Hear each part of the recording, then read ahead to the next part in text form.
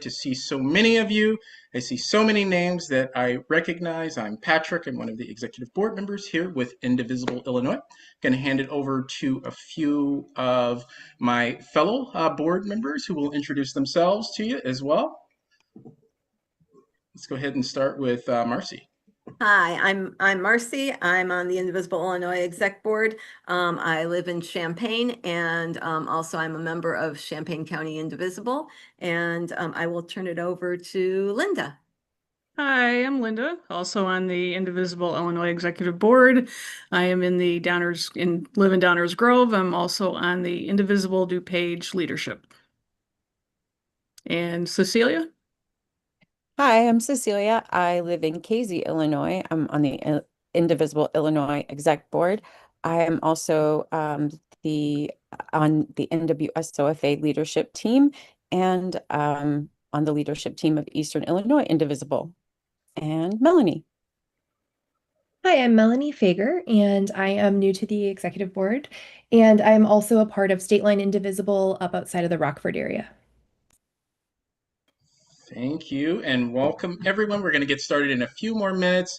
We have quite a few people who are still joining from the waiting room, so we're waiting to get to that critical mass, and we will get started with the panel. I know there are a few announcements that we would like to make just about some of the things that are coming up with Indivisible that you all can get involved with. So I'm going to hand it over to Marcy to talk with you all about just some of the announcements that we have.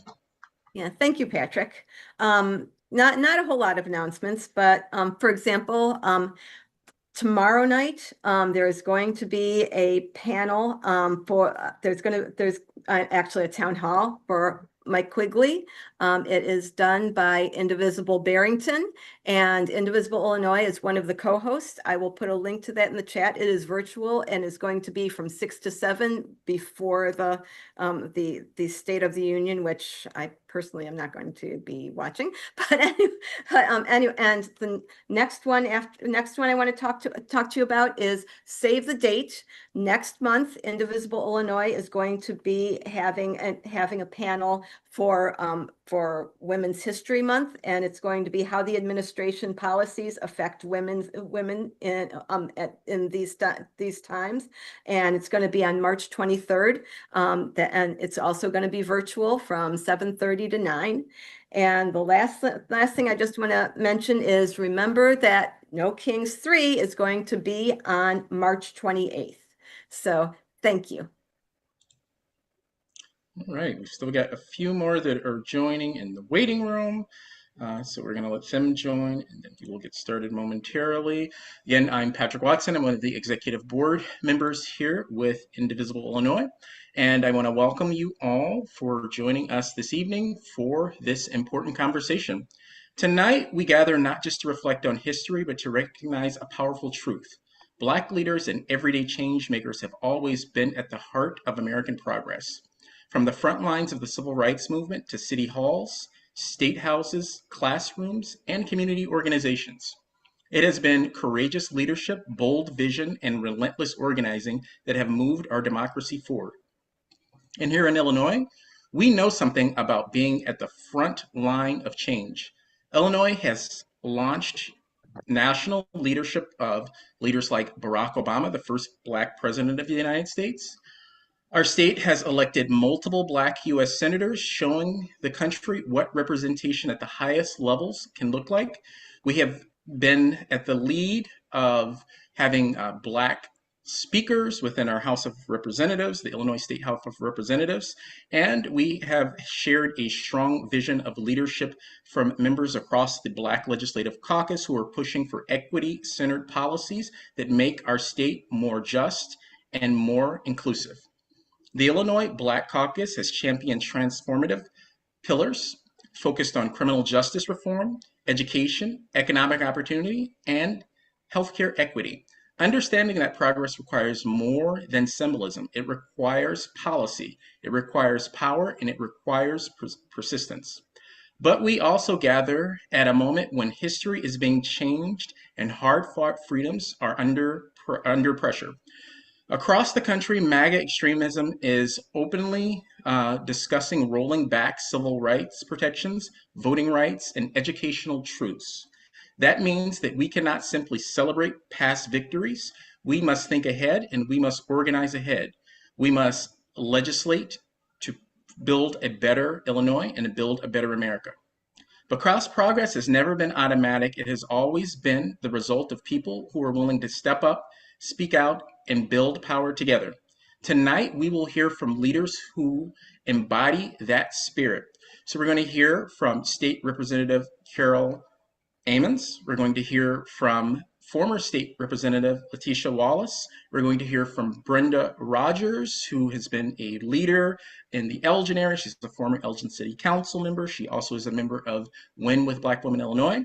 And we're going to hear from Jarrell Davis, who is the Young Democrats chair of Proviso Township.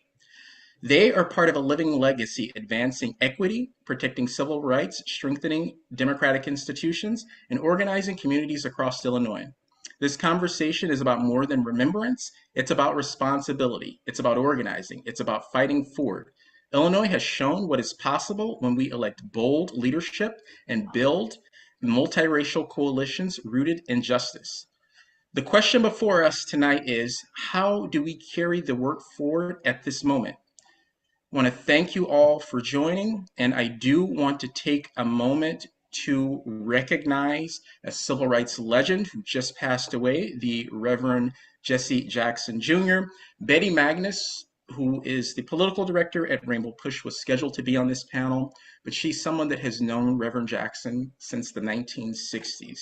She's held a long life and legacy with Reverend Jackson, and she's taking a moment to grieve, so she won't be able to join us on the panel at this moment. But what we do want to do is we want to take time to recognize Reverend Jackson's accomplishments, recognize the accomplishments of Rainbow Push, because without him, without his historic run for president, we would have never had leaders like Barack Obama, who was the first Black president of the United States. So I'd like to take a moment of silence just for the Reverend Jesse Jackson.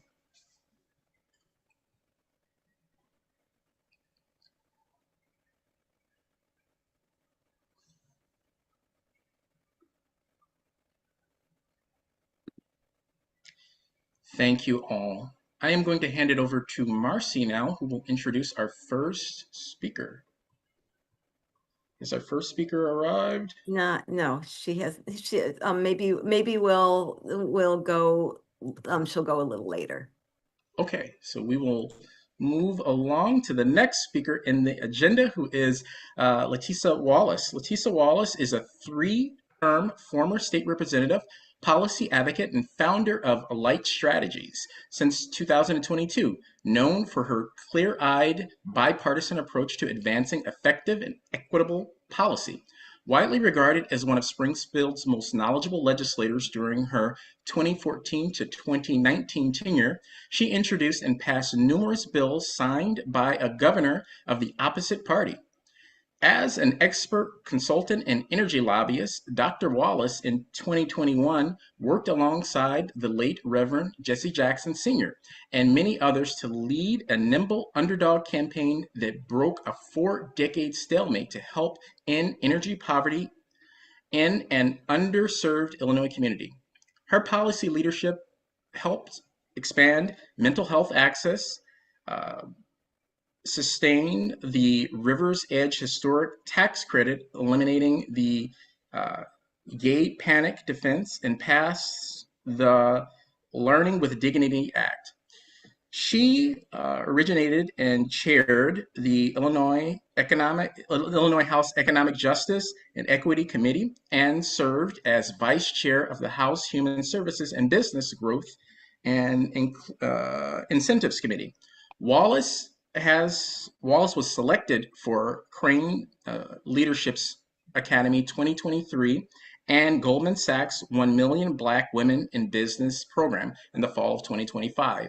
A Chicagoland native, she resides in Rockford with her son. So I'd like to hand it over to Dr. Wallace.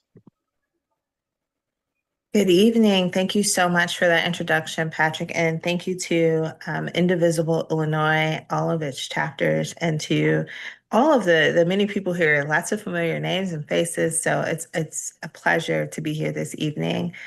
I just wanted to share a little bit about my time in the Illinois House of Representatives and just talk a little bit more about the impact of policy making, and how it does help us to get to a place of more inclusion and certainly, hopefully one day, equity and equality. As was mentioned in the introduction, I am a former state representative. I was the first African American woman to represent the 67th district in the state's history. And that was an interesting feat. I thank you for the emojis. I served during a time of a lot of strife and fiscal uncertainty in the state of Illinois. If you guys remember what it was like during the previous gubernatorial administration, we had basically a 2-year budget impasse, and that put so many people's lives at risk, but mostly people of from marginalized communities were extremely impacted by those 2 years, and we're still recovering. I learned during that time, however, that if you can focus data with lived experience along with being extremely strategic and pragmatic, you can get things done. And that's how I was able to get over 4 dozen pieces of legislation passed and signed into law by a governor of a different party. Um, I'm not sure if we'll field questions, but I'm not sure how you would like me to proceed here, Patrick. I have a couple of more things I can say, Sure, but if you can continue ahead, we'll have time for questions of the panel a little later. in the later. evening. Okay. And my apologies for kind of interrupting the flow with my own question. But I guess one of the biggest things that I would love to share about how we progress and how we continue to honor not just the past in terms of Black history, but what is currently happening, and then how do we build for the future? Because what's happening now will be the history that people are thinking about and talking about in a number of years. And one of the ways that I've learned to be able to do that is to be willing to work in collaboration and to build coalition when it is possible, right?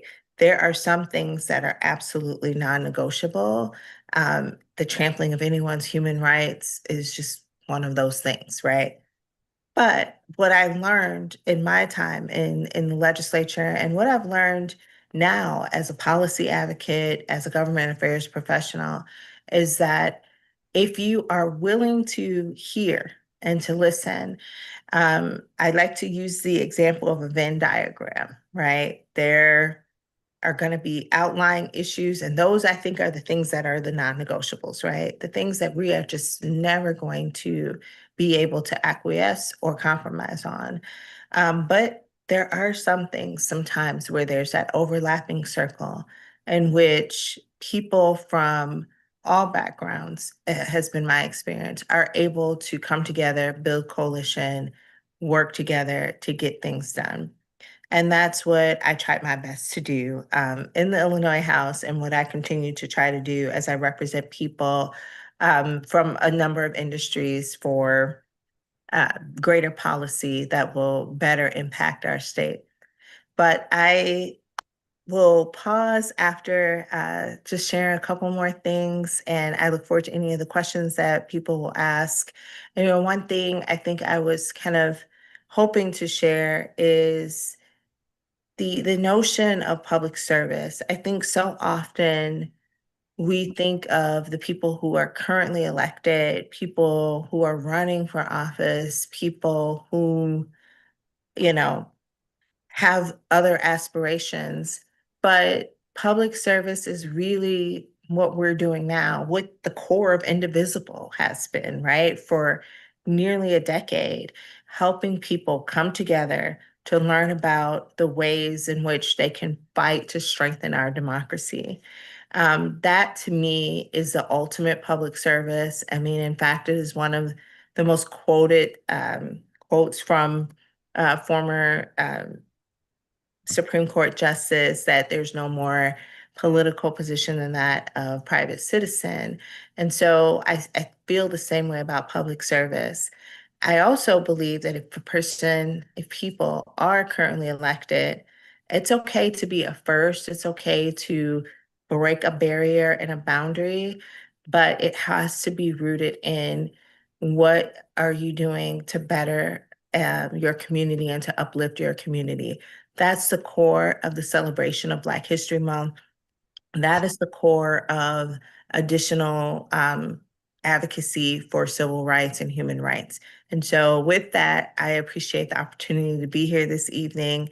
And thank you so much for even wanting to hear from a former official, because I, again, am now in the most powerful position that I could be in, and that is of private citizen. Thank you, and we're glad to hear about the work that you continue to do. And if you have questions for her, please enter them into the chat, and we'll have time for Q&A a little later in the program. But I'm going to hand it over to Marcy now to introduce our next speaker. Thank you, Patrick. Just a second. Okay. State Representative Carol Ammons serves the people of the 103rd District in the Illinois House of Representatives. First elected in 2014, she is currently serving her 6th term. She has served in a number of leadership roles in state government, including her tenure as the joint chair of the Illinois Legislative Black Caucus, a founding member of the Illinois Progressive Caucus, leading the Small Business, Tech, and Entrepreneurship as chair, and her current chairwomanship of the Energy and Environment Committee. As state representative, Ammons has focused on criminal justice reform, created an economy for everyone, not just the rich, protecting our environment, and making education accessible for all. Ammons was critical to Illinois to becoming the first state to eliminate cash bail, the legalization of marijuana, the decriminalization of AIDS in the state, and protecting our natural world from the pollution corporate interests have sought to impose on critical resources like our Muhammad Aquifer. Representative Ammons has spearheaded the effort to address the historic harms of racism. The We Charge Genocide Resolution H.R. 906 urges the United Nations Human Rights Council to pass a resolution denouncing and charging the United States with the crime of genocide against its Black population, and calls upon the UN General Assembly under the Convention on the Prevention and Punishment of the Crime of Genocide to assure the safety of the 42 million Black people in the U.S. The representative also led the effort to create the DNA pilot project, H.R. 453, that provides African Americans residing in Illinois with free DNA testing, as lineage and family history information were stolen from residents as a result of enslavement. The representative continues to champion the state's push to return the Benin bronzes, the historically relevant property of the Benin Kingdom, to the rightful owners, the people of Benin Kingdom. In recognition of her public service, Representative Ammons has been honored with a number of leadership-oriented awards. Most recently, President Joe Biden named Ammons a recipient of the President's Volunteer Service Award for her lifetime work. She was also named a Color of Change Thurgood Marshall Award for Public Service for Fair Education in 2022, the Elizabeth Taylor AIDS Foundation Legislative Leadership and the National Award in 2021, and the National Shining Star Award from the National Organization of Black Elected Legislative Women in 2019. Please welcome Carol Ammons, Representative Carol Ammons. Thank you, Marcy. Hey, everybody. I think I'm unmuted now. Sorry about that. Hey, to my former seatmate. Sorry, I was a little late jumping on. I put everything I could possibly do on Monday because we'll be gone tomorrow. So I've spoken several times today to several groups, and boy, this is one of them. And so thank you all so much for letting me be here and join you for this very important conversation around the importance of Black history and dare I say, the importance of American history that encompasses the Black contributions to its very existence. We understand the premise, as we hear here at the University of Illinois, which is a land-grant institution that was founded on land that did not belong to the settlers in the state of Illinois.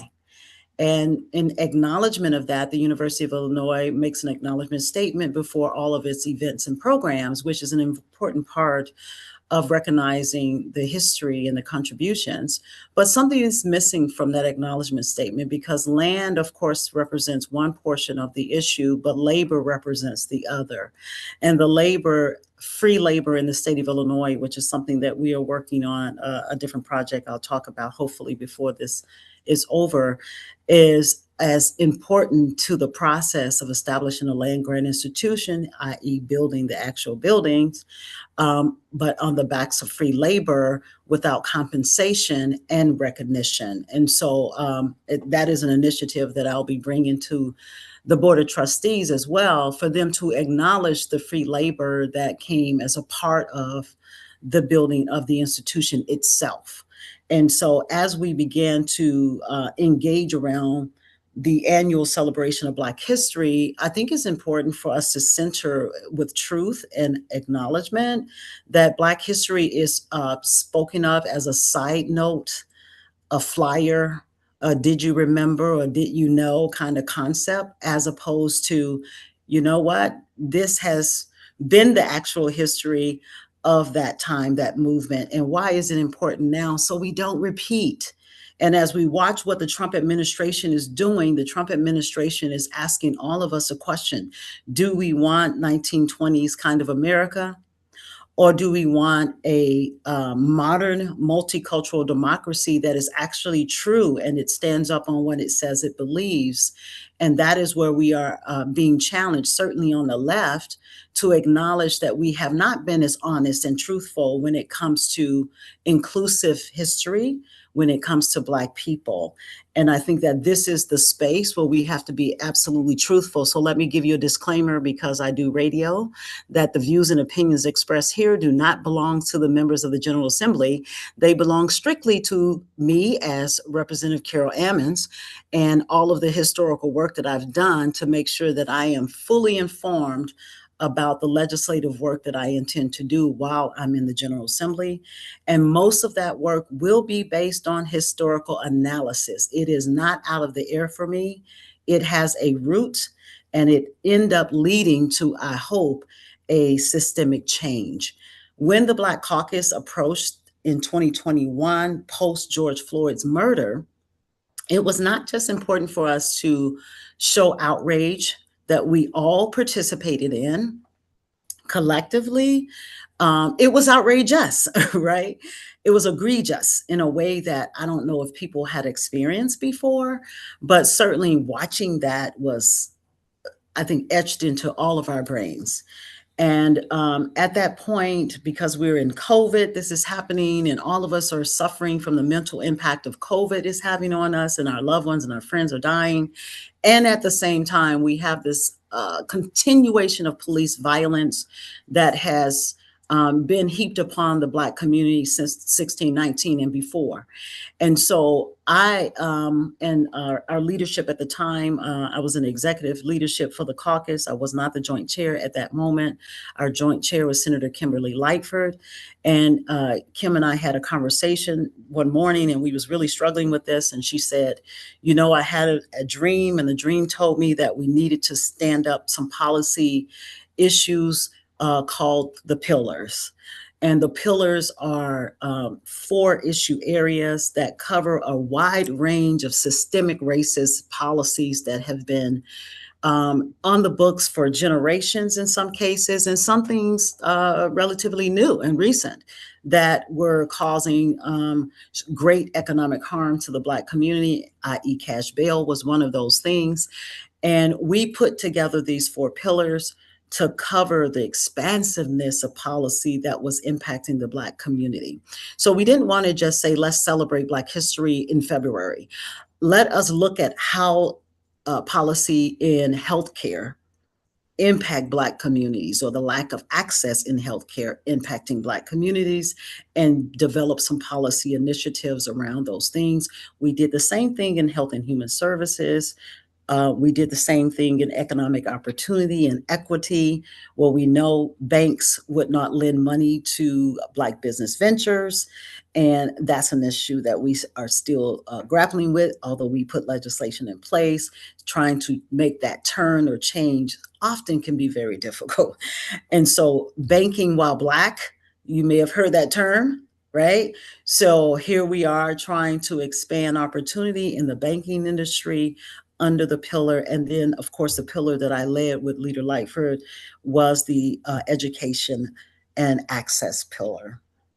That pillar covered from early childhood to workforce development. And it is a very important pillar right now, especially seeing that we're dealing with significant declines in enrollment of students, and certainly Black student enrollment is on the decline.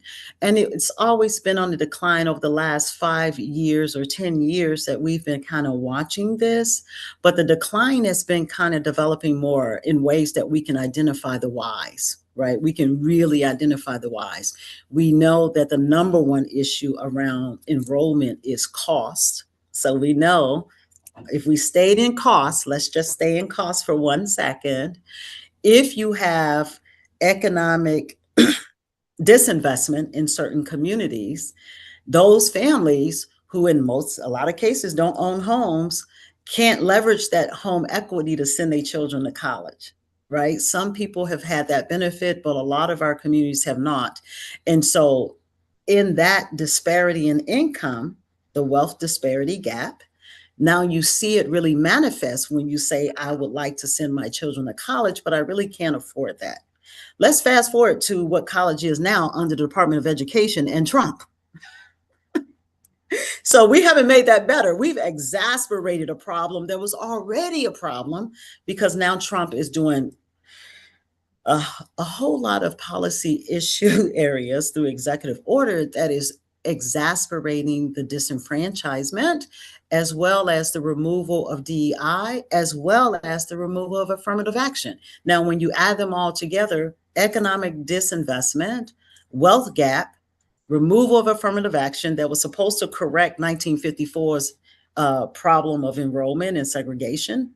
So you remove affirmative action, and on top of that, you say DEI, we're going to take that away too, because we got enough diversity. So all of these things combined really lends to the decline. And that's going to happen across the board. It won't be just, of course, the African-American community that sees this, but this is going to cross our Latino brothers and sisters as well, that I've seen in the numbers as a member of higher ed. And so that particular pillar is a very important pillar for us to really track.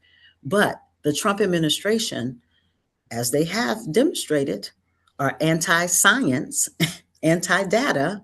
And so they've also put in legislation and methodologies, so more administrative processes, so that we're not able to track and trace the data. So we can't track the disparities on enrollment, right? We can't say the word Black. At FAMU just went through this whole thing about having a program at FAMU, and you can't say Black during Black history. I mean, this stuff is insane. It's insane. If it weren't true, we would all laugh about this, but it's true. And so what we have to fight against is not just the historic analysis, right? How we got here, but we're also now fighting this new iteration of anti-Black sentiment that says we don't want Black people to be involved here, here, here, here, here, and here, right? In the policy space, in healthcare, in employment, and so on and so forth. So those are some of the issues we try to redress with the pillars. And now we look back from 2021, now we're in 26, looking back at the pillars. And we're going, we had made so much progress. We were making progress, right? And we understand that these things are not going to turn overnight. But as I look back 6 years later, or 5, we've been sued for the Minority Teachers of Illinois Scholarship. which was 25 years old, that was designed specifically to get minority students, minority students to go into teaching and to support their education, because it is very costly for them to complete that program, certainly in Department of Education, without a job. So our efforts of scholarshiping the minority teachers of Illinois, which was 25 years old, has been diminished somewhat because of the lawsuit from the right. We've put in specific pullout for African American teachers in the education pillar, of which we now cannot do under the Trump administration, because we have less than a half percentage point of Black male teachers in the classroom. So what we had is a teacher crisis of all teachers, right? So we start with this big picture. We get all of these teacher crises. Now we drill it down to the demographics. And as a result of that, now we also lose programs to repair. We're trying to repair the harm, and the Trump administration is trying to create more of it. And that's what we're running into right now. So the work of Invisible Illinois and groups like this is so important, because it helps us to make the case to other legislative leaders in our space and just in the national level, so that we can argue why these things have to be restored. So luckily, Trump is not going to live forever. Lucky for us. And his administration will not survive the wrath of the American people, because we will not tolerate what they have done to us, and we will respond in kind and get rid of this 1950s ridiculous mentality of the boys club that they got going on in DC. So because we know that this is not going to last forever, we are preparing ourselves as much as humanly possible to restore our universities and restore their resources. Most of our universities that serve minority students across the state of Illinois were already struggling prior to the Trump administration. Now they are struggling even more, losing billions of dollars of resources to educate our children at the colleges and universities across our state. The state of Illinois can't make up every dollar that the federal government is taking from us. And they are taking from us because it's our money. But because they are in control of the House, the Senate, and the presidency, we have to build for a brighter future as we go forward. That brighter future can include, what's our plan when these suckers is gone? Because they are not going to be here forever, and we know that. So we are planning for restoration. And I have several pieces of legislation that calls for restoration of funding to the universities, for equitable distribution of the resources of our state, so that Eastern Illinois does not close and we don't lose Chicago State. Our only registered HBCU in the state of Illinois is Chicago State. And we have to save that institution, because if it's up to a Trump administration, all those Black students could go away as far as he's concerned. So we have to save those institutions. And that's what the Black Caucus is poised and will continuously fight to do. I will say in closing, and I'm happy to engage around questions and comments there, is the Democratic Caucus has to build a better vision. We have to restore, and we have to build a better vision, because our constituents have lost faith in our ability to meet their needs and to fight for them in a way that is not superficial. No offense to anybody on this call. I'm in a Democratic caucus, so I told you it was a disclaimer at the beginning of this call. We cannot be so superficial when we're in control. What Trump should teach us is that we can certainly do more to bring about the multicultural democracy we want to have. And we can be aggressive in doing it. What he has shown us is that they are aggressive in rolling us back. And we're saying, no, we need to be more aggressive in moving us forward. And I don't believe the middle ground is necessary any longer for us to play double dutch on the back and forth on the fence.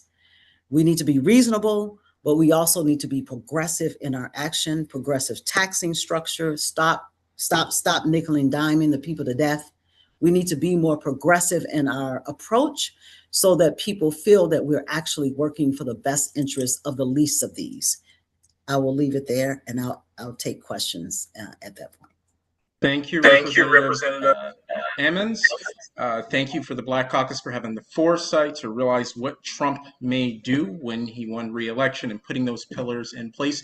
We're going to have time for Q&A a little bit later in the agenda. We've got 2 more speakers who will speak, but we definitely, as a statewide coalition, want to know how we can support the Black Caucus and the legislation that you have going forward. So we can discuss that a little later after our other speakers and how we can assist you in pushing that legislation across the state.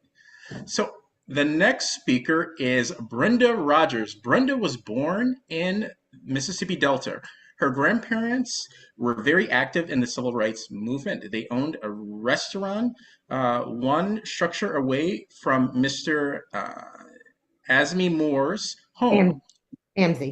Amzie Moore's home, sorry about that, where many civil rights leaders would gather to conduct their meetings, including Thurgood Marshall, Andrew Young, Harry Belafonte, and many others. Their grandparents' restaurant was the place many would go to enjoy great food cooked with love.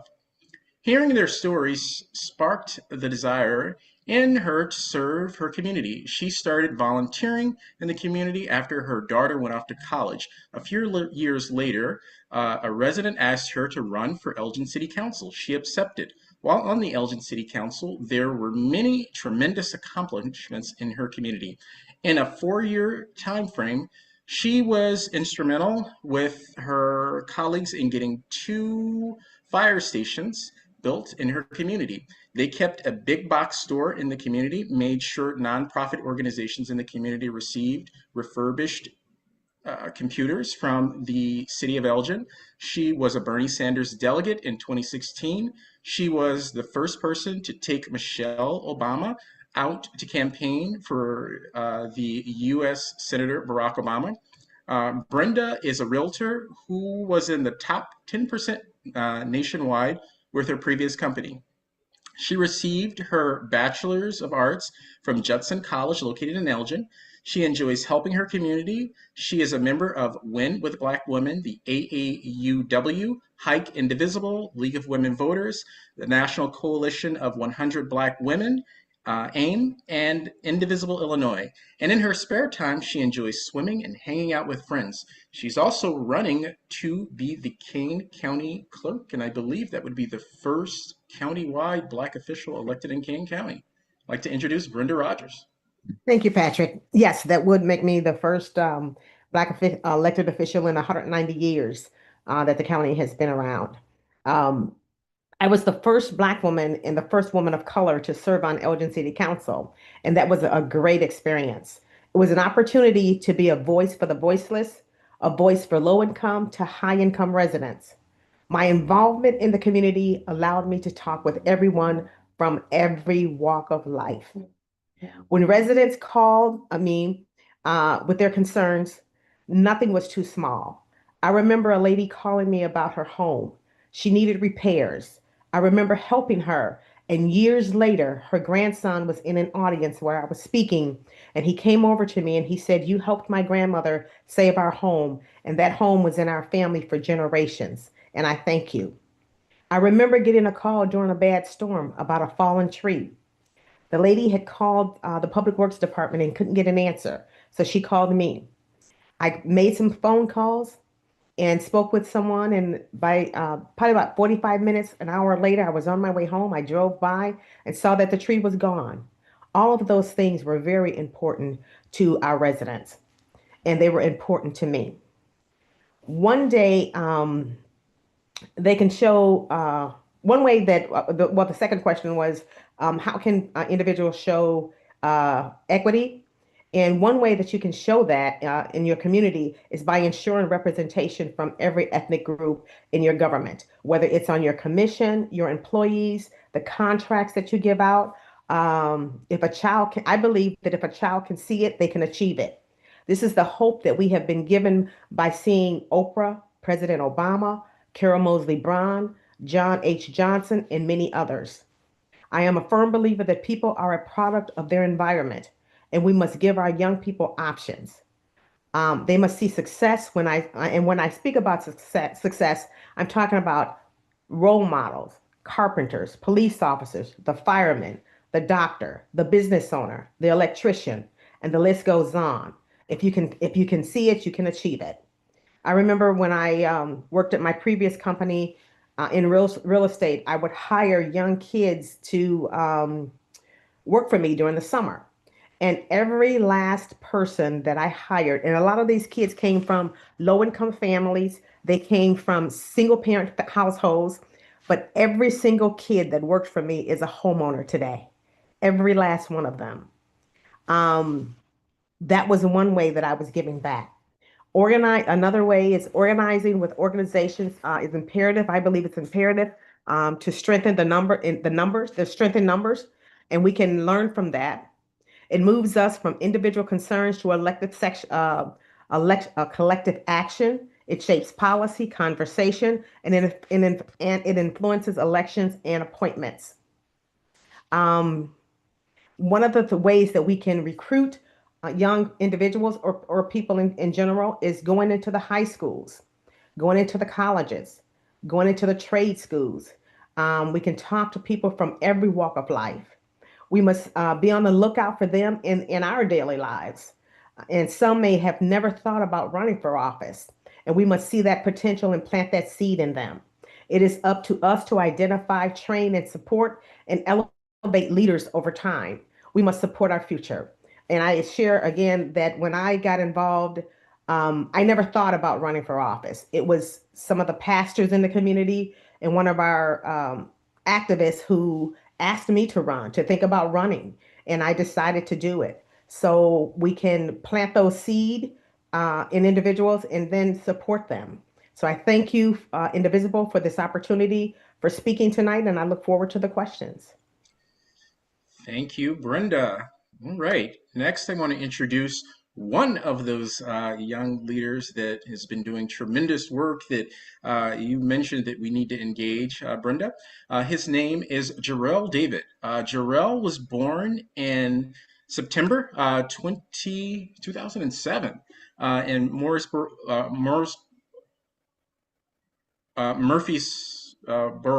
Tennessee, to Joshana Hill and Jarrell David Sr. His arrival just 2 days after his mother's 17th birthday reflects a family story of resilience and determination, a foundation that has shaped who he is today. Raised in Broadview, Illinois, in a home rooted in faith and perseverance, Jarrell discovered early on that leadership is about serving others.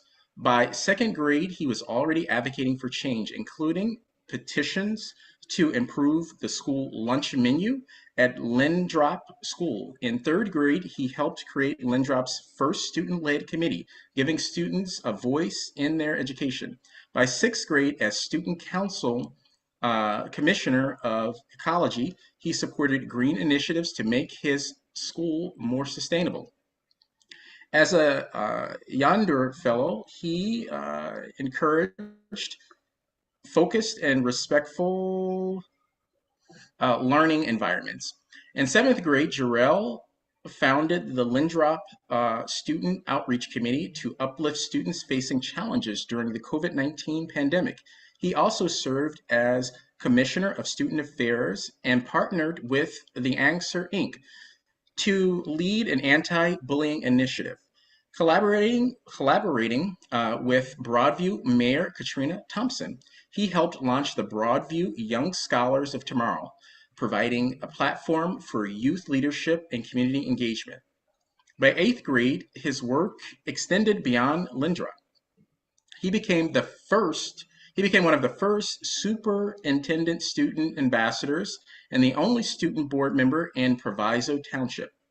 In high school, he became the youngest president of the superintendent roundtable under interim superintendent Mr. Alexander Askoff and Mr. Luke Pavone. and served as the Westchester Food Pantry Junior Advisory Board, continuing to focus on service, equity, and community support. Now a senior at Proviso Mathematics and Senior Academy, Jarrell is one of only 8 students and the only Black male enrolled in the dual degree program, earning his associate's degree while completing his high school education. In August 2024, Illinois House Speaker Emanuel Chris Welch appointed Jarrell as chairman of the Young Democrats of Proviso. As the youngest chair in the state history, he worked to grow the organization, engaging over 80 young leaders and mobilizing more than 60 students as poll workers and election judges in the 2024 election. That same year, he joined the Illinois State Board of Elections Student Advisory Council as public relations chair, advocating for equitable education and leading the efforts to improve literacy and early reading outcomes for students across the state. On April 11th, 2025, he was elected as the youngest student trustee in Trenton College history at 17, committing to student-focused governance and transformative policy change. Looking ahead, Jarrell plans to attend Morehouse College to study political science and secondary education with a minor in international studies. His ambition to serve his community and the country is grounded in faith and service, drawing strength from Romans 8:18. The suffering of this present time are not worthy to be compared to the glory which shall be revealed in us. Guided by purpose, humility, and a commitment to justice, Jarrell continues to serve his generation with dedication, vision, and heart. I'd like to introduce Jarrell David. Well, good evening, everybody. Sorry about that. I'm trying to get my phone set up. I just left our Black History presentation in Proviso Math and Science Academy, which was led by my senior class, and makes our last year contributing to this. Firstly, I just want to thank you all. It's truly an honor to be here. To Patrick, I want to really thank you for inviting me. One thing that I was asked to talk about was, and I just want to clear some things up really quickly. I served at Lindop School. This was in my mind, Patrick. I'm sorry. I served at Lindop School as student board member. My mother's name is Janisha Hill, and I serve it now currently at Triton College. And that's okay, because that's just the Proviso lingo right there. So firstly, I want to talk about what motivates me as a young leader in this political moment.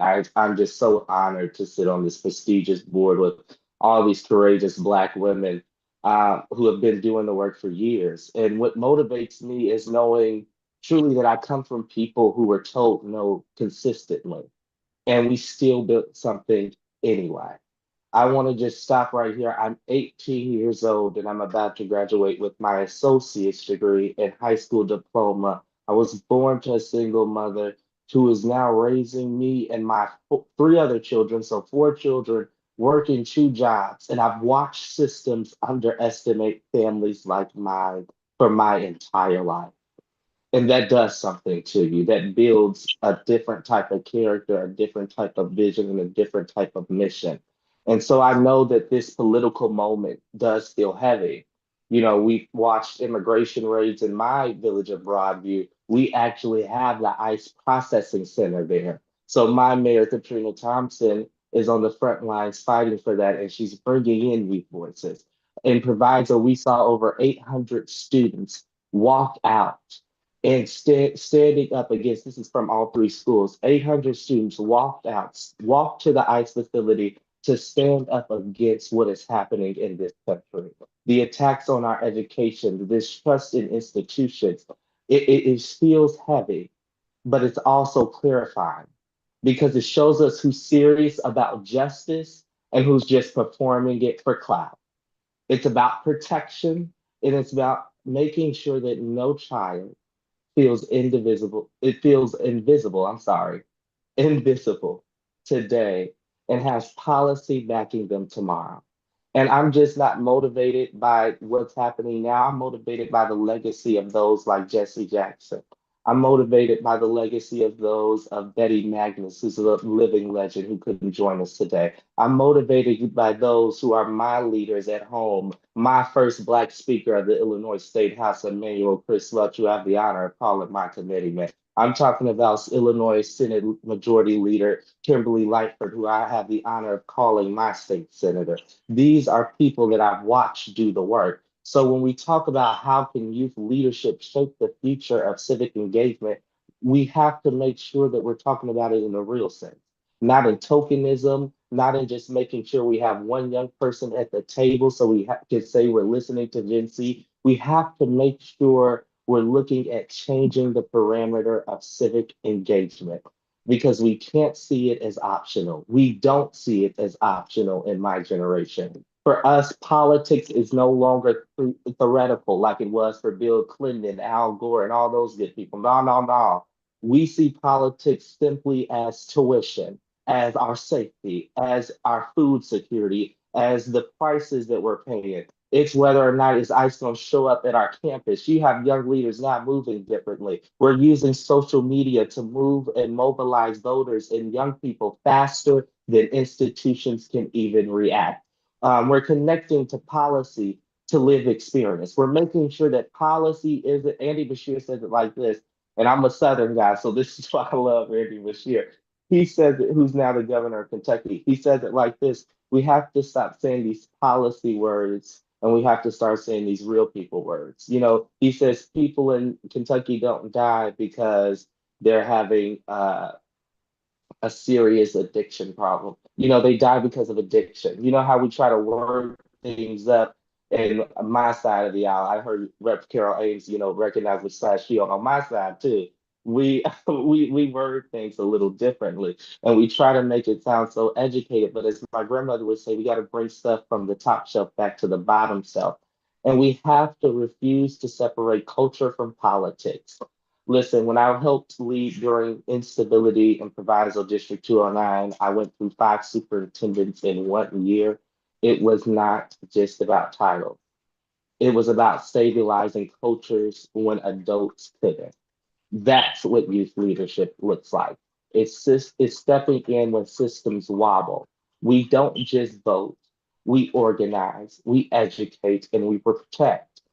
And so some things that I'm currently working on right now at Triton College, I'm working to strengthen protections against ICE raids and build a serious identity defining Know Your Rights initiative.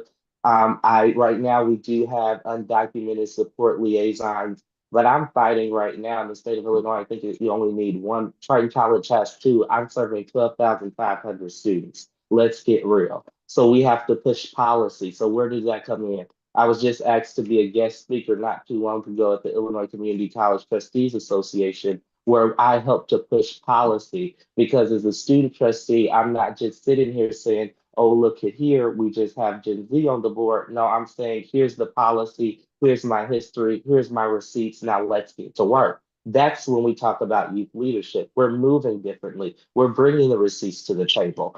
And I'm pushing for community forums right now in Proviso Township High School. I'm still committed. We are actually, our Proviso Township students just had a walkout not too long ago. 800 plus students walked out for ICE, but then we had almost 100 plus students do a sit-in today at our district's flagship high school at Proviso Math and Science Academy that I get so excited about because I was just at the table with that leadership in our district leadership, getting real solutions to the race issue in Proviso, building real solutions to how we really build unity in the Black and Brown community. Because I don't want us to get it confused. We have to make sure that we understand that the struggle is not synonymous to one culture. We have to understand that ICE raids are not only happening to one person. We see a bill, the SAVE Act right now in Congress that is about to go in that could be used as voter ID protection, but we know what that really looks like in our community. That's stopping us from going to the ballot. That's undermining and suppressing the vote. Excuse me, you all, you know. I did say I worked with my mom, so I was just mopping and had that bleach, so I'm still kind of smelling it. I'm a Southern boy, so I got to make sure I really got it. But here's how leaders can establish leaders like my leader who I want to call shout out right now, who's on this call, Dr. Janice Jackson, who's my former superintendent of Lindop School District 92. Well, actually, she's still my superintendent of Lindop School District 92. And she is till this day is the longest serving African American woman and superintendent in the entire Proviso Township. And this is the woman who taught me this, that 4 things established leaders have to do.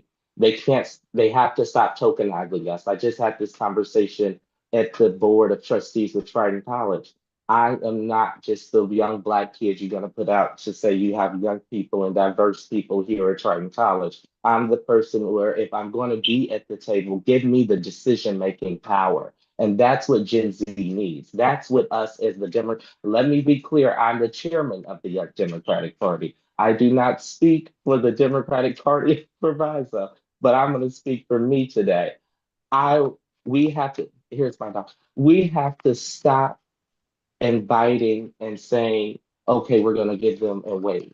No, it's time to now turn the page. I think right now America is battling, are we going to go back to who we were, or are we about to step into whose we are now in this present time?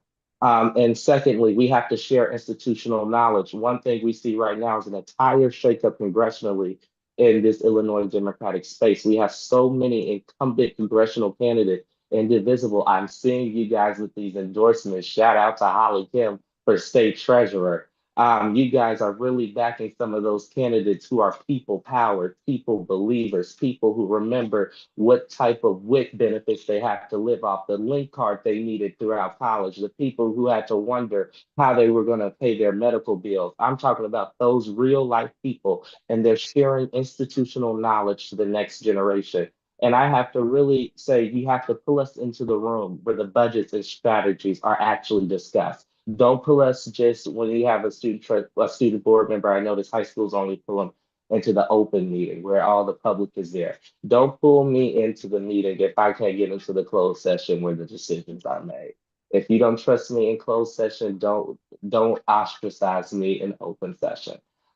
Invest early. We have to make sure that mentorship isn't starting when I'm 30, it's starting now. And I have to shout out to the Proviso Township leadership and Kimberly Lightford and the Emmanuel Chris Welches and the Mayor Nathaniel George Bookers and the Mayor Katrina Thompson and the Mayor Andre Harveys, because they didn't just see young people, they brought them to the table. They made sure that we were flying all across this country. One thing that I didn't put in there, I was asked 3 times to sit on the National League of Cities Youth, Family, and Engagement Committee.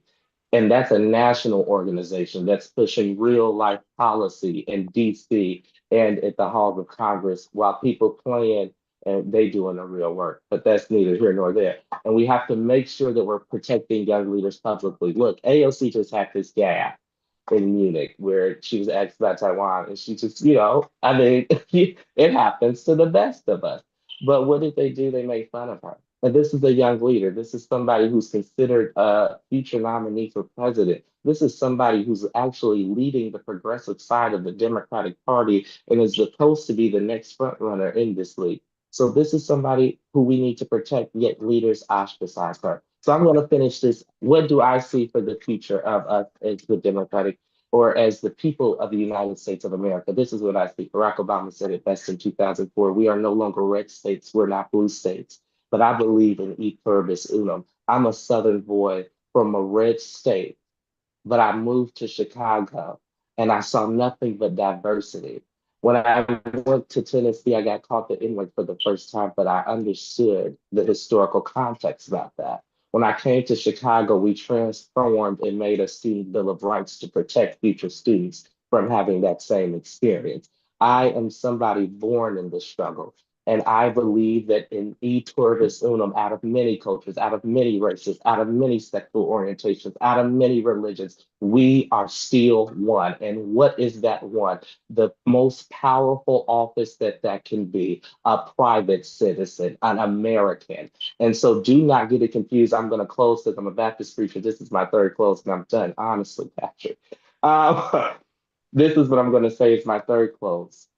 We have to make sure we still have that hope. Jesse Jackson said, I am somebody.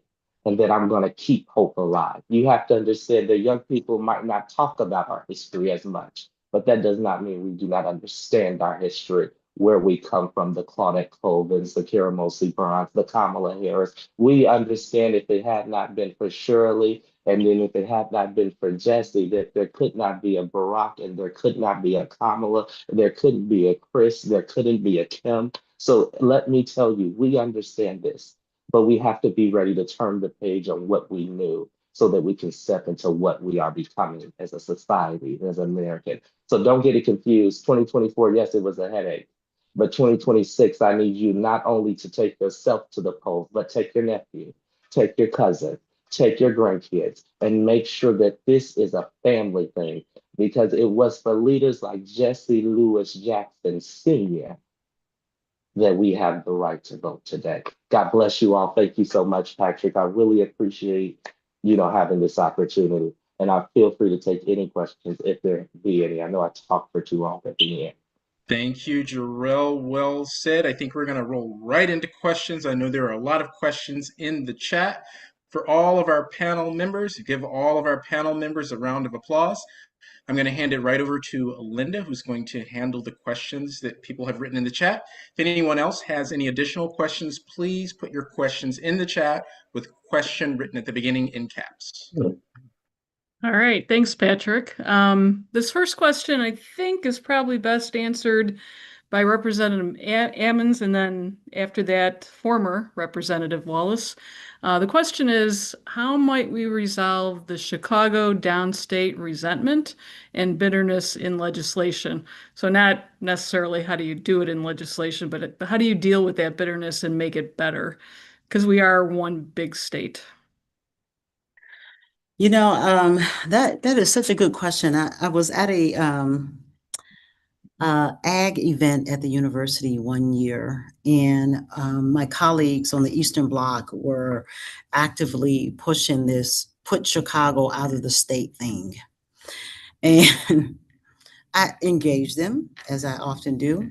And I asked him, I said, so what is the plan, since majority of the tax revenue comes from Chicago, for the entire state? I'm with you if you got a good plan to replace the millions of dollars that come into the revenue that comes into the state of Illinois.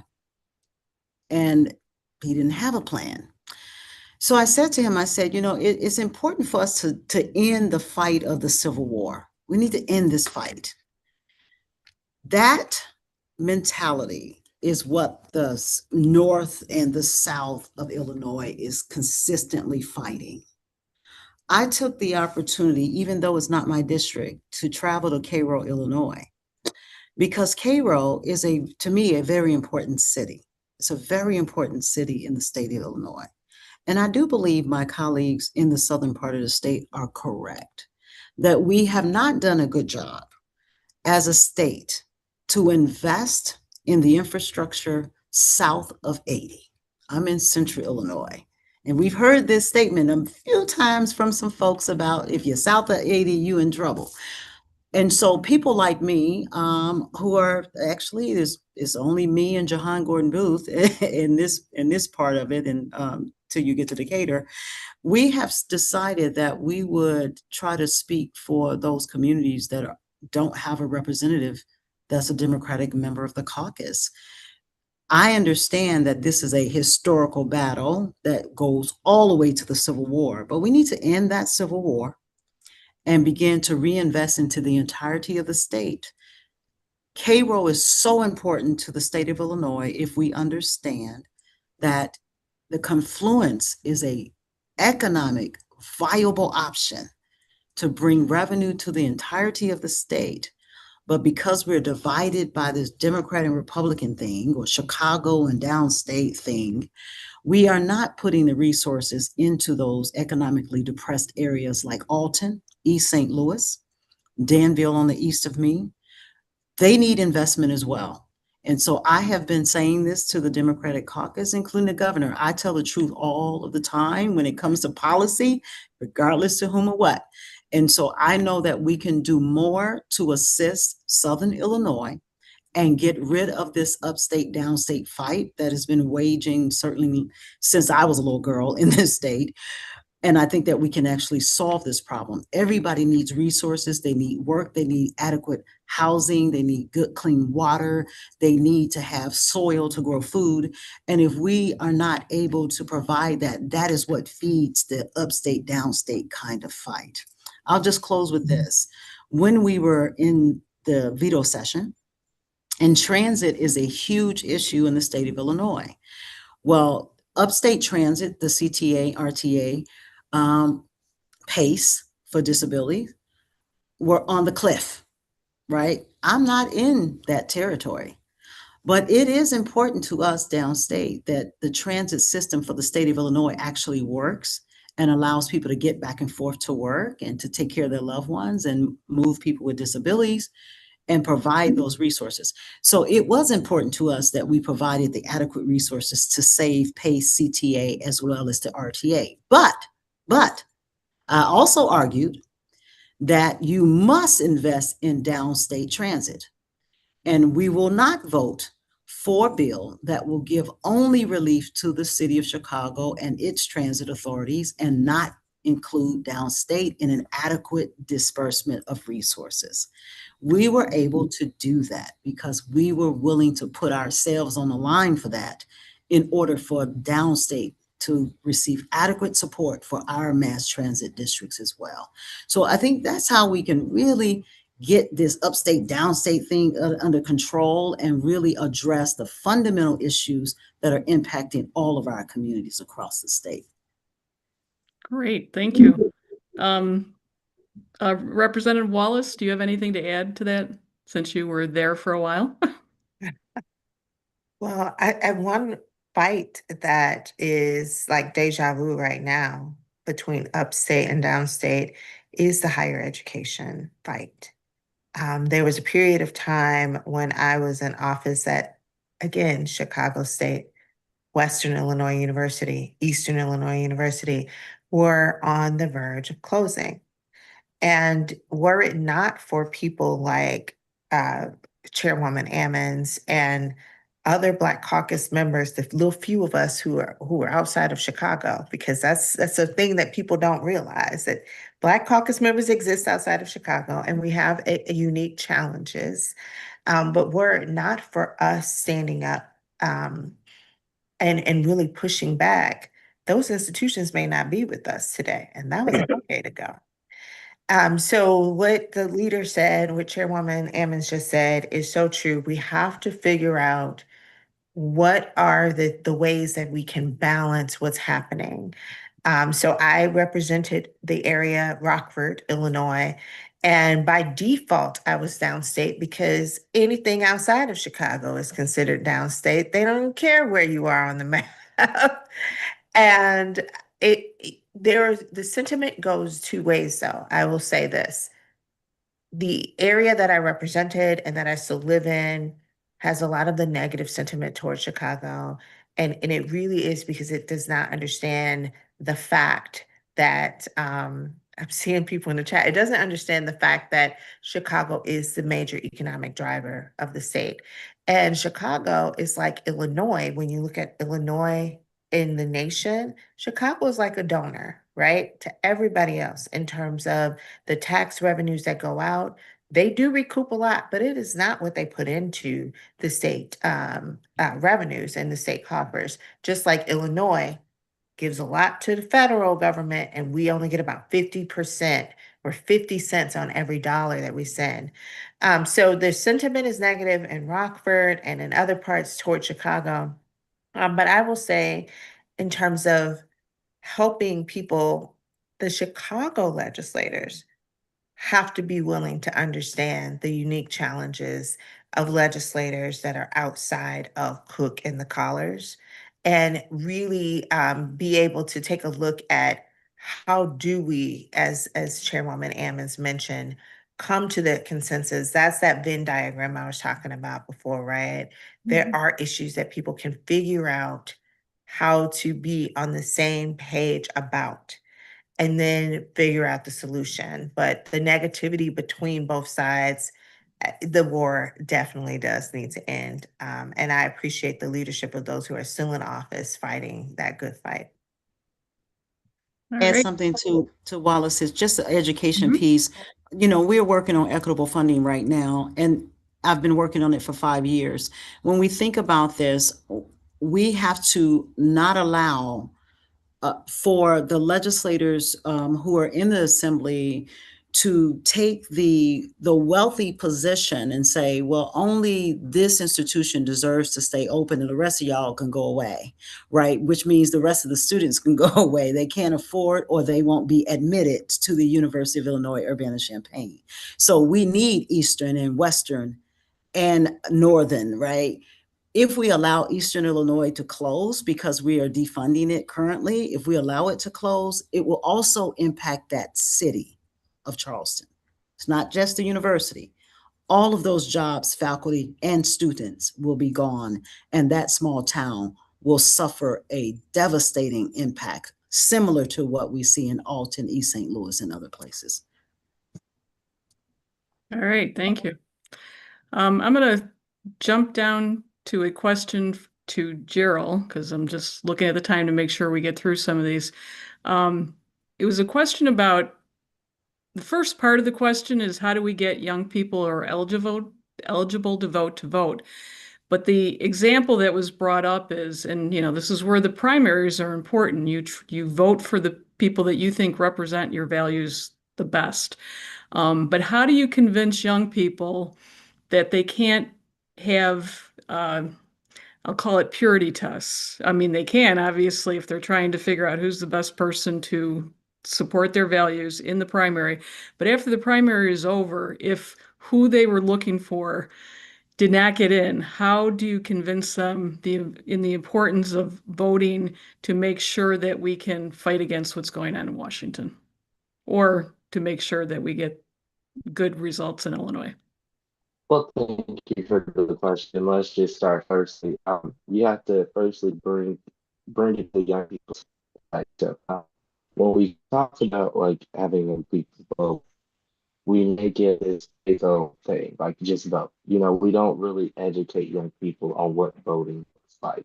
What are we voting for?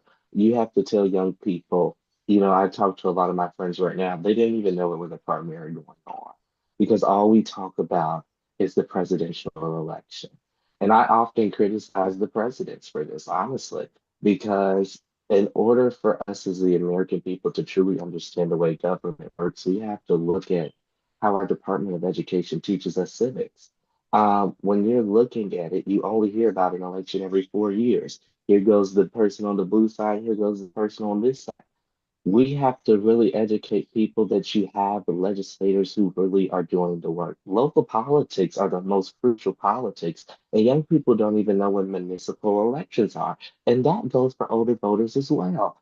So we have to stop always nationalizing this and bring it back to the simple stuff. Bring it back to, this is why you always are driving past this pothole on Fifth. This is why your tuition is going up 2%. This is why your mom has to work 3 jobs to pay the light bill. This is why you have to be the mom and the dad because both your parents are out working to put food on the table because rent is $2,200. This are the reasons. So you have to firstly bring politics back to a first person basis. And then my grandmother would say, you got to bring from the top shelf to the bottom shelf. And secondly, to the last point, because I know we're watching timing, um, I think it's fair, for young people to kind of have this purity test. And here's why. Everybody has that issue, but it's how that candidate approaches that issue. I am one who does not believe in the progressive, the moderate. I am one of those who is a renewal Democrat. I believe that our job is to make sure that we renew the American promise for every single woman and child and person in this country. I'm one of those John F. Kennedy's ask not what you can do for ask not what your country can do for you, but what you can do for your country. Because if we truly understand it, and I think Rep. Wallace said this best, your most powerful position is the private citizen. You are the person who controls the levers of power. You are the person who puts that representative there. So I think when you talk about things like Gaza, it's fair to say that, some people feel as though that there is a genocide. That is where my generation is. That is where we are with that issue. Because when you look at things like apartheid in South Africa, history repeats itself, it just colors it in a different language. So America does have to ask the question, are we going to put regulations on Israel, or are we going to allow children and women to die unlawfully? When it comes to abolishing ICE, I'm going to say something very unpopular here, guys. If you abolish ICE, who will do the enforcement for immigration? Here's what we need to do. We need to make sure that when we do abolish ICE, when you do impeach Kristi Noem, that you have a system and policy in place. We often have these big old ideas, like when we said to fund the police, we didn't say we were going to reallocate funds to make sure that we had mental health professionals on call. Or we didn't say we were going to decrease the violence in Chicago by over 20–30% because we made sure that police officers were trained in how to handle people who were mentally unstable. Those are things that as a candidate you have to do. So I think that's fair for my generation to raise that question, because if you had one question on your mind that was keeping you up at night, that was bothering you, that was itching you at work, that was bothering you on your ride home, when you looked at your children when they walked out the door and went into the schoolhouse, you thought about it when you got to work and sat at your bed and you ate, you thought about it. That's how it is for our generation, because you have to understand we are going to be the generation that has to restabilize the American government after Donald Trump and whoever calls themselves the Trumpism successor. Don't disagree with you. Uh, One follow-up question is, how do you think we can then, or politicians who are running, can break through and get to the younger people who maybe aren't really educated enough to realize how important the primaries are? Because there are definitely candidates who are running who do represent their positions. And do you have any suggestions on how best to break through and make sure that the younger generation understands the importance of the primary that's coming up? Sure. If somebody else has something to add before I answer this question, I just want to make sure because I heard somebody else speaking before I got this question. Yeah, was there somebody else that wanted to chime in? I just wanted to add, and it's a little bit different direction than what you just asked Jarrell. But let me just be clear that you're not going to get young people to engage this process with the hypocrisy that they see every 2 to 4 years. I've been involved since 19. My first campaign was Senator Carol Moseley Braun, and I have watched us Democrats vote to literally significant war apparatus. When I went to DC to lobby our legislative members from Illinois to take 1% of the Pentagon budget and reallocate it back to domestic spending for infrastructure, they looked at me like I had two heads, and these were Democrats. So the young people, my son is young like Jarrell, and he's quite astute. And he has said to me repeatedly that as long as we don't have campaign finance reform and they can only choose between the ones that the Democrats chose for them, they are not going to be engaged. They are not going to engage as long as we allow collective punishment to take place in other nations so that we can have the latest cell phone and computer. So we have to change how we live, not just who's in power. That is part of the actual problem. And we have Democrats that look like Republicans, and when they get into office, they begin to run the same agenda of the right, just a little nicer than the right. And young people ain't trying to hear that. And that's what we keep running up against. So young Jarrell, I appreciate you tremendously. And I do hope that you can duplicate yourself so that we get enough young people that are not going to go into politics for the exploitation that happens there and for the personal benefit that people get. We have to change the fundamental makeup of our democracy and stop going around the world selling people the hypocrisy of democracy. That's what we do. And that can only happen when we're truthful about what's happening. Indivisible has to look at how we are supporting candidates who go into office and they start voting for the Republicans' agenda. And just and to get to your point, Miss Linda, about getting young people to vote. First of all, Rep Amos, I got to put both figures together and clock that to you because that is exactly what we've been saying in my circles since I started this process. When I got young people involved when Kamala Harris was running, and they got tired of looking at if it was going to be this 80-year-old white guy or this 70-year-old white guy. It was like, who are we voting for? So I think in America, Donald Trump really just changed and shook up the system. You have to understand he was a billionaire, was this raw guy. He was this person who just told it like it was.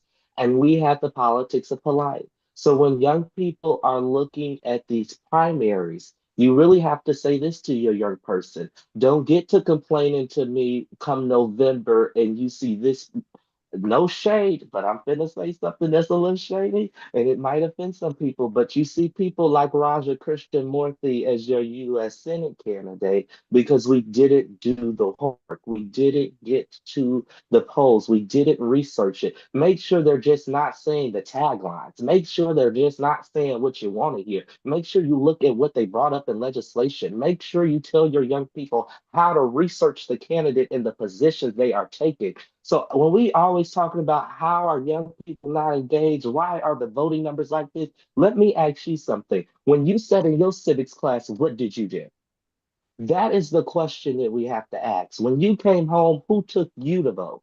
There has to be a change in the American lifestyle. Representative Amos, I really like that. The way you say young people are not involved, how many people have tried to get on a TikTok and make a TikTok to make sure that young people are receiving their information?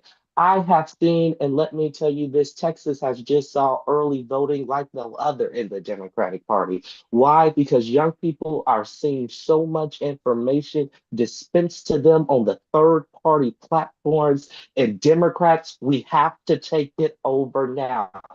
Republicans have been doing this since 2010. It's time for us to stop playing this politics of nice and polite and start playing this politics of policy, this politics of making sure that we're putting people over profit, the politics of saying the real deal. People like Rep Amos will see re-election in my generation because they didn't play it safe. They said what needed to be said, and they brought it from the top shelf to the bottom shelf so young people can see it.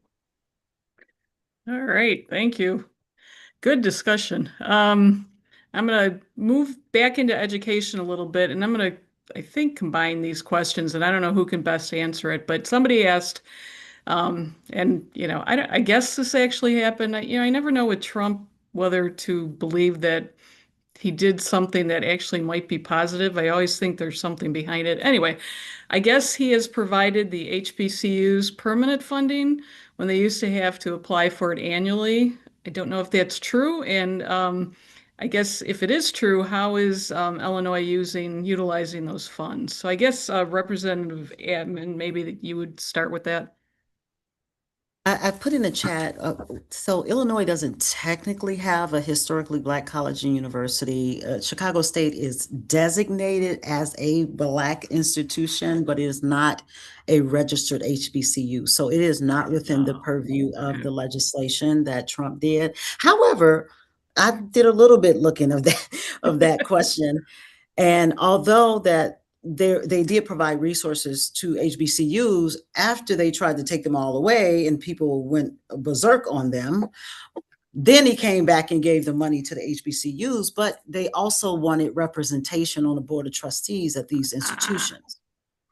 So anytime Trump, you know what, one thing we have all probably learned about Trump is that anytime he wants something done and he gives you something for it, believe me, he wants something back. And so I have not looked at all of the HBCUs to see which of these HBCUs have taken the money in transactional processes with Trump and gave him what. That's part of the process that we need to look at. I think Black Enterprise did a little bit of looking at that. I would encourage you all to look at the research from Black Enterprise on this question.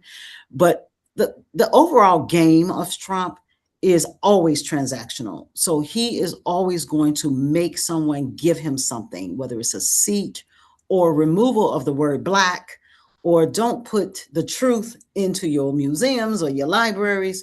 He's working on that entire process when he comes in and gives you anything. So I would be skeptical about how they're using the money. I don't know, but I would be even more skeptical about what he got for it. Can I say one thing, going back to what Jarrell said? One of the things as I'm knocking on doors, I'm hearing young and old say is that individuals, once they get elected, they're not sticking to their word. And I think Representative Amos hinted on that also. Once you get elected, if we want to build people's faith in the political system and keep people coming to the polls, we have to make sure that we're doing our part by doing what we told them we were going to do when we were running. I think we have to send this video to every elected official. Oh, yeah, absolutely. Good words of advice. I think, do we have time for one more question? Got time for one more question and then we'll wrap up. Okay. But Go. Representative Wallace had her hand Oh, I'm up. sorry. Go ahead. I'll be respectful of time. We can go to That's the fine. next question. Oh, okay. No, you can go ahead because we want to hear from you. Just a couple of on the HBCUs and as well as on what we're saying about campaign promises. I'll start with HBCUs. When we have to look at the actual history of some of the HBCUs to understand why some would interact and be transactional with Trump. Many of these institutions existed and were founded by what was the millionaire, billionaire class of its day to keep them over there. All right, don't get us, we don't want you in our institutions. And then we look and see what he did with what's professional and what's not professional, right? It was a strategic surgical attack on women and Black women and people of color. I have a master's in marriage and family therapy, a doctorate in educational psychology. I don't know if I'm professional enough for this particular administration because he carved out degrees that hurt us. But to campaign slogans, because that's what people don't uphold when they get into office. I've often said I was a great policymaker. I was a bad politician. I'm not going to give you a turkey. We're not going to do all this, like, let's do the thing for social media and stage it and have sound bites and quick little cute quotes. I want to know why you're unhoused. Why can't you cook this turkey? Why can't you afford the food? What do we need to delve deeply into to create a policy environment that allows you to thrive? That is not sexy. That does not get people excited to vote. I know because hell, I've lost a couple of times because people some of us want to hear policy and how you're going to do it. And some of us just want to hear the slogan. And then people will pander, give you the slogan. And when they get in the office, they know they can't do any of the things they said they were going to do for you while they were running for office.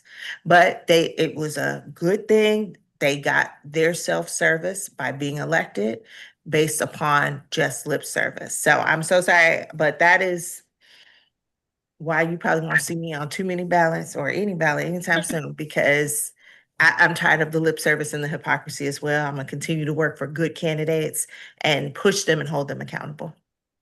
I'm glad you were able to add that, Letisa. Yes, that was definitely, yes. So I'll hand it back over to Patrick and it's all yours. Thank you, Linda. Thank you to the rest of the Indivisible Illinois board.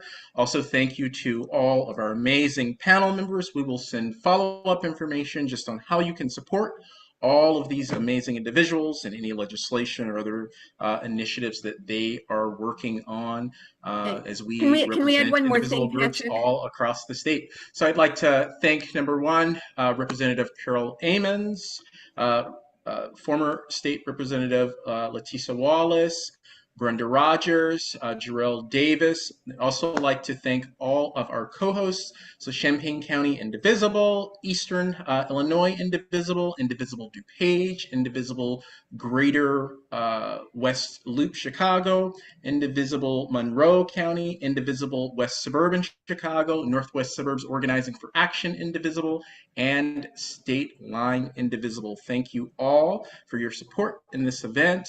Thank you to all of our speakers. Our next month's panel, I'm going to let Marcy talk to you all a little bit about the next month's panel. Yeah, so next month's panel is going to be March 23rd. 7:30 to 9, same time, not same Zoom, but same time. And it's going to be, March is Women's History Month, and it's going to be how the administration policies affect women. So we really do want to get that one too. So please come back. Basically just pencil that in, save the date, and we will have more out eventually here. And everyone, don't forget to vote. St. Patrick's Day, March the 17th, is Election Day, so don't forget to vote in this critical primary, which will shape our state for the next 30 years. So please make sure that you vote in this primary election. But by the way, March 28th is the next No Kings. So I'm sure there's going to be a No Kings somewhere around you within a half an hour's drive if it's not right there. And Indivisible Illinois is co-hosting a whole lot of the No Kings events. So also tomorrow night, I put it in the chat at the beginning. There's going to be a virtual town hall with Rep. Quigley. It is hosted by Indivisible Barrington, and Indivisible Illinois and NWSOFA Indivisible are the co-hosts for that. I will try to put it in the chat again one more time really fast here before everyone leaves. And like I said, it's virtual. It's from 6 to 7 p.m. It's supposed to be a pre State of the Union town hall. Don't have to worry about watching the State of the Union, but you can watch Rep. Quigley.